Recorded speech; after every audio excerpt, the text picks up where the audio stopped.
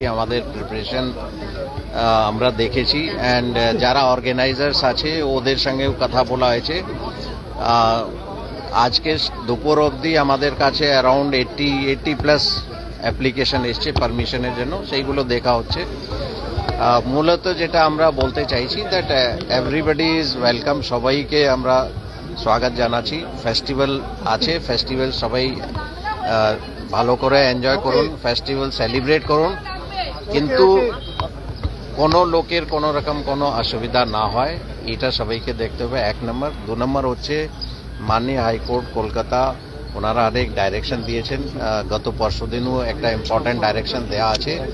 ওখানে কি কি করা যাবে না সেইগুলো পরিষ্কার করে লেখা আছে। এটা আমরা সবাই যারা ऑर्गेनाइजर्स আছে ওদেরকে বলেছি, सबको हमने ये बता दिया है कि माननीय हाई कोर्ट ने क्या क्या डायरेक्शंस दिए हैं और क्या क्या चीज करनी चाहिए, क्या क्या चीज कर नहीं सकते हैं, ये सबको बताया। तो होपफुली যারা অর্গানাইজার্স আছে ওরা এটা বুঝে they will cooperate with police and সবাই যাতে শান্তিপূর্ণভাবে ফেস্টিভ্যাল সেলিব্রেট করতে পারে সেরকম একটা অ্যাটমসফিয়ার तैयारी होगी।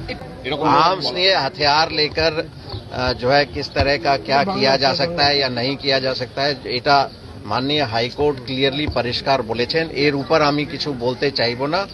অ্যান্ড এনিবডি হু ভায়োলেটস, যদি কেউ ওটা না মানে তাহলে আইন হিসাবে ব্যবস্থা নেওয়া হবে, এটা একদম পরিষ্কার।